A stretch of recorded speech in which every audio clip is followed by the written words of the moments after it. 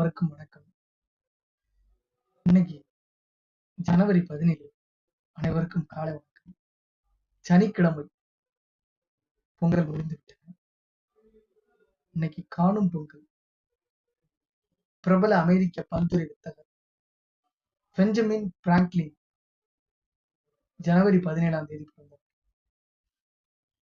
ஐக்கிய அமெரிக்காவை உருவாக்கியதில் முக்கிய பங்கு வகித்த பெஞ்சமின் பிராங்க்லின் இவர் இடிதாங்கிய கண்டுபிடிச்சவர். லைட்டிங் கண்டக்டர் அதை கண்டுபிடிச்சவர். மின்னல் கடத்தின்னு சொல்றாங்க. மின்னலை கடத்த இடிதாங்கி என்பது பெரிய ஒரு தாங்கி ஒரு டேங்க் நினைச்சிட்டு இருக்கிறார். அது ஒரு இரும்பு கலவை செய்யப்பட்ட ஒரு இரும்பு மற்றும் காந்த முனை உள்ள மின்னல் கடத்தி பொருள். மின்னலை கடத்தும் ஒரு எர்த்து வயர்னு சொல்றாங்கல்ல, அது மாதிரி. அமெரிக்கா பாஸ்டன் நகரில் 1706 பிறந்தவர். தந்தை சோப்பு மெழுகுவர்த்தி தயாரித்து விற்பவர். 17 குழந்தைகள் இருந்ததால் வீட்டில் வறுமை தாண்டவம் ஆடியது. ஒரு ஆண்டு கூட முழுமையாக இவர் பள்ளி சென்றதில்லை. ஆனால் தானாக முயன்று கல்வி கற்றார். 7 வயதிலேயே கவிதைகள் எழுதுவார். தொழிலில் அப்பாவுக்கு உதவியவாறே ஓய்வு நேரத்தில் 4 மொழிகளை கற்றுக்கொண்டார். நூல்கள் வாசிப்பதில் ஆர்வம் கொண்டிருந்தார். அண்ணனின் அச்சுக்கூடத்தில் வேலைக்கு சேர்ந்தார்.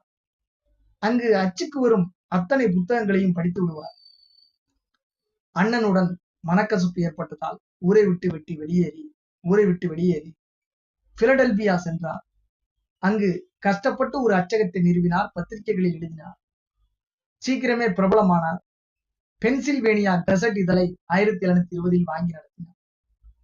அச்சு தொழில், பத்திரிகை மூலம் 40 வயதுக்குள் செல்வந்தரானார். புவர் ரிச்சர்ட் அல்மனாக் என்ற புகழ்பெற்ற இதழை உலகுக்கு அளித்தவர். இது இவருக்கு பெரும் செல்வம், புகழ் மற்றும் கௌரவத்தை பெற்று தந்தது. குறைந்த எரிபொருளில் நிறைய வெப்பம் தரும் அடுப்பை தயாரித்து விட்டார். செயற்கை உரங்களை கண்டறிந்தார். மின்னலில் மின்சக்தி இருப்பதை ஆய்வின் மூலம் கண்டறிந்தார். மின்னல் இடியிலிருந்து கட்டிடங்களை பாதுகாக்க இடிதாங்கியை கண்டுபிடித்தார். கிட்டப்பார்வை, தூரப்பார்வை ஆகிய 2 பாதிப்புகளுக்கும் உள்ளான முதியவர்களுக்கான பைஃபோக்கல் லென்ஸை கண்டுபிடித்தார். இருபுற